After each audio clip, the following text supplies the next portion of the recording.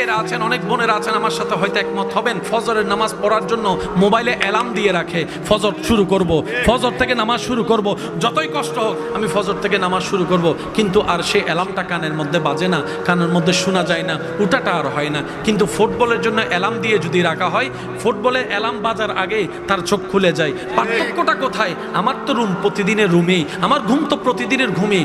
মনে রাখবেন, রবের জন্য যখন আপনি করতে যাবেন, মিস্টার শয়তান সেগুলো সহ্য করতে পারে না, এটা তার গায়ে আগুন জ্বলার মতো হয়। এটাই তো ঈমানি পরীক্ষা। শয়তানে আপনাকে জাহান্নামের দিকে টানবে, আপনি ঈমানি শক্তি দিয়ে রবের দরবারের দিকে যাবেন, ঈমানি শক্তির সাথে রবের দরবারের দিকে যাবেন। এটার নামে হচ্ছে জিহাদে আকবর। এটাই রবের সবচাইতে পছন্দ, বলেন না সুবহানাল্লাহ। এটা দুনিয়াতে যতদিন থাকবেন এই টানাটানি থাকবে। একটু জোরে বলেন। এবার আসেন, সারা রাত না ঘুমাইলেও আপনার ঘুম আসবে না, কিন্তু আজান দিলে একটু বলেন না, সারা রাত মোবাইল চিপলে ঘুম। যখন মসজিদের মিনার থেকে আওয়াজ আসে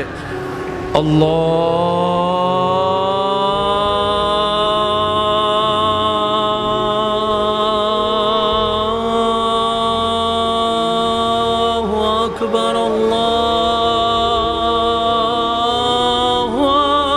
আকবার, সাথে সাথে দেখবেন চোখ খুলে দেখে সকাল 10টা।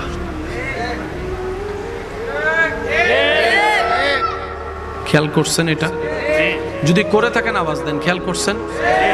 মনে রাখবেন, কারো নামাজে যদি মনোযোগ না হয় খুশি হয়ে যান, এটা রবের দয়া।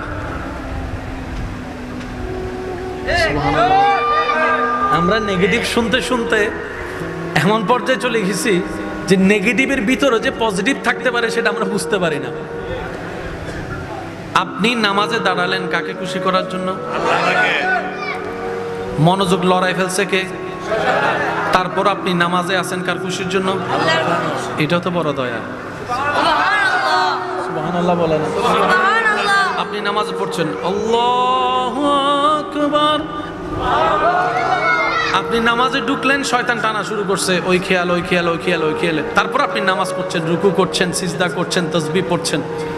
রব বলে যে আমার বান্দাকে শয়তান এত গুতানোর পরও দেখ আমার বান্দা সিজদা বন্ধ করে নাই, রুকু বন্ধ করে নাই। আপনার মনে হতে পারে এই নামাজের তো সে কোয়ালিটি নাই যেটা রবের পছন্দ হবে। হ্যাঁ, কথা সত্য, কিন্তু সব কিছু কোয়ালিটি দিয়ে হয় না, অনেক কিছু প্রেম দিয়েও হয়ে যায়, ভালোবাসা দিয়েও হয়ে যায়। আপনি তো জানেন যে পারে না, তারপরও চেষ্টা করছে, তার প্রতি একটা মায়া কাজ করবেই, এটাই স্বাভাবিক। আর আপনারা সবাই একমত, হোমওয়ার্ক যে টিচারে দিয়েছে ছাত্রকে 2টা অঙ্ক ঘর থেকে করে আনিও, ছাত্র পারে নাই, তারপর আঁকাবুকি করে চেষ্টা করেছে, সে টিচার কখনো ছাত্রকে মারবে না। যাই হোক, ছাত্র তো আমার চেষ্টা করেছে, ছাত্র আমার চেষ্টা করেছে। রব বলে যে আবু বকরের মতো নামাজি তো তুমি হতে পারবে না, ফারুকের মতো নামাজি তো তুমি হতে পারবে না, উসমানের মতো সিজদাদাতা তো তুমি হতে পারবে না, আলীর মতো কেরাতওয়ালা তো তুমি হতে পারবে না, ইমাম হুসাইনের মতো গর্দান কাতরা দেওয়া নামাজ তো তোমার নাই। সেটা আমি রব জানি, কিন্তু তোমার চেষ্টাটা আমার পছন্দ হয়েছে, তোমার ধৈর্যটা আমার পছন্দ হয়েছে। এই ধৈর্যটা, এই চেষ্টাটাই হয়তো একদিন রবের দয়াকে এমন ভাবে আমন্ত্রণ জানাবে, আপনার নামাজটা আল্লাহর রহমতে একদিন মেরাজওয়ালা নামাজও হয়ে যেতে পারে। সুবহানাল্লাহ। কারণ একদিনে সবকিছু হয়, সেজন্য বলি কারণ নামাজে যদি মনোযোগ নাও থাকে, তারপরে যদি আপনি নামাজে লেগে থাকতে পারেন, মনে রাখবেন আপনার রবের দয়া।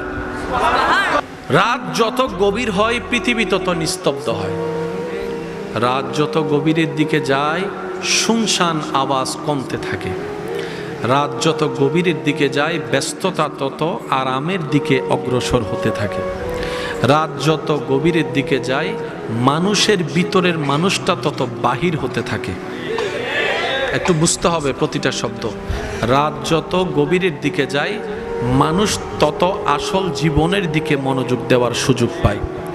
মনে রাখবেন, এই পৃথিবীতে যারা সফলতা অর্জন করেছে 99% মানুষ তারা যারা রাতকে কাজে লাগানোর মতো লাগাতে পেরেছে, তারাই দুনিয়ার জন্য সফল হয়েছে, আখিরাতের জন্য সফল হয়েছে। সুবহানাল্লাহ। আর একটু জোরে বলি সুবহানাল্লাহ। একটা রাত, আমাদের সমাজে একটা কথা প্রচলন আছে, এক রাতের ঘুম 7 দিনও, একটু জোরে বলতে হবে, এক রাতের ঘুম 7 দিনও, অর্থাৎ আপনি 7টা দিন ঘুমায়ে শরীরের যেই পরিমাণ উপকার আনতে পারবেন, সুন্নত নিয়মে এক রাতের ঘুম তার চাইতে বেশি উপকার আপনার শরীরের মধ্যে এনে দিবে।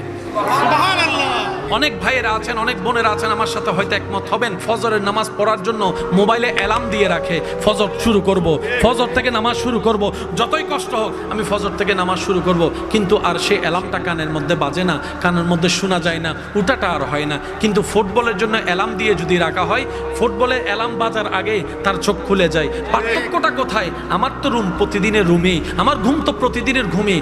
মনে রাখবেন, রবের জন্য যখন আপনি করতে যাবেন, মিস্টার শয়তান সেগুলো সহ্য করতে পারে না, এটা তার গায়ে আগুন জ্বলার মতো হয়। এটাই তো ঈমানি পরীক্ষা। শয়তানে আপনাকে জাহান্নামের দিকে টানবে, আপনি ঈমানি শক্তি দিয়ে রবের দরবারের দিকে যাবেন, ঈমানি শক্তির সাথে রবের দরবারের দিকে যাবেন। এটার নামে হচ্ছে জিহাদে আকবর। এটাই রবের সবচাইতে পছন্দ, বলেন না সুবহানাল্লাহ। এটা দুনিয়াতে যতদিন থাকবেন এই টানাটানি থাকবে, একটু জোরে বলেন। এবার আসেন, সারা রাত না ঘুমাইলেও আপনার ঘুম আসবে না, কিন্তু আজান দিলে একটু বলেন না, সারা রাত মোবাইল চিপলে ঘুম। যখন মসজিদের মিনার থেকে আওয়াজ আসে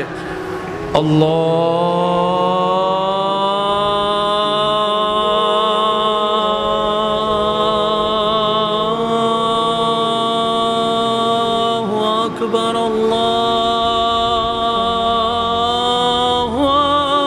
আকবার, সাথে সাথে দেখবেন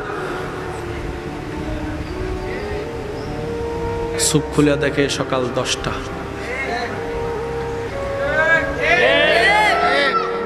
খেয়াল করছেন এটা? যদি করে থাকেন আওয়াজ দেন, খেয়াল করছেন? মনে রাখবেন, কারো নামাজে যদি মনোযোগ না হয় খুশি হয়ে যান, এটা রবের দয়া। আমরা নেগেটিভ শুনতে শুনতে এমন পর্যায়ে চলে গেছি যে নেগেটিভের ভিতরে যে পজিটিভ থাকতে পারে সেটা আমরা বুঝতে পারি না। আপনি নামাজে দাঁড়ালেন কাকে খুশি করার জন্য? মনোযোগ লড়াই ফেলছে কে? তারপর আপনি নামাজে আছেন কার খুশির জন্য? এটা তো বড় দয়া। সুবহানাল্লাহ বলেন। আপনি নামাজ পড়ছেন, আল্লাহু আকবার, আপনি নামাজে ঢুকলেন, শয়তান টানা শুরু করছে, ওই খেয়াল ওই খেয়াল ওই খেয়াল ওই খেয়াল। তারপর আপনি নামাজ করছেন, রুকু করছেন, সিজদা করছেন, তাসবিহ পড়ছেন। রব বলে যে আমার বান্দাকে শয়তান এত গুতানোর পরও দেখ আমার বান্দা সিজদা বন্ধ করে নাই, রুকু বন্ধ করে নাই। আপনার মনে হতে পারে এই নামাজের তো সে কোয়ালিটি নাই যেটা রবের পছন্দ হবে। হ্যাঁ, কথা সত্য, কিন্তু সব কিছু কোয়ালিটি দিয়ে হয় না, অনেক কিছু প্রেম দিয়েও হয়ে যায়, ভালোবাসা দিয়েও হয়ে যায়। আপনি তো জানেন যে পারে না, তারপরও চেষ্টা করছে, তার প্রতি একটা মায়া কাজ করবেই, এটাই স্বাভাবিক। আর আপনারা সবাই একমত, হোমওয়ার্ক যে টিচারে দিয়েছে ছাত্রকে 2টা অঙ্ক ঘর থেকে করে আনিও, ছাত্র পারে নাই, তারপর আঁকাবুকি করে চেষ্টা করেছে, সে টিচার কখনো ছাত্রকে মারবে না। যাই হোক, ছাত্র তো আমার চেষ্টা করেছে, ছাত্র আমার চেষ্টা করেছে। রব বলে যে আবু বকরের মতো নামাজি তো তুমি হতে পারবে না, ফারুকের মতো নামাজি তো তুমি হতে পারবে না, উসমানের মতো সিজদাদাতা তো তুমি হতে পারবে না, আলীর মতো কেরাতওয়ালা তো তুমি হতে পারবে না, ইমাম হুসাইনের মতো গর্দান কাটরা দেওয়া নামাজ তো তোমার নাই। সেটা আমি রব জানি, কিন্তু তোমার চেষ্টাটা আমার পছন্দ হয়েছে, তোমার ধৈর্যটা আমার পছন্দ হয়েছে। এই ধৈর্যটা, এই চেষ্টাটাই হয়তো একদিন রবের দয়াকে এমন ভাবে আমন্ত্রণ জানাবে, আপনার নামাজটা আল্লাহর রহমতে একদিন মেরাজওয়ালা নামাজও হয়ে যেতে পারে। সুবহানাল্লাহ।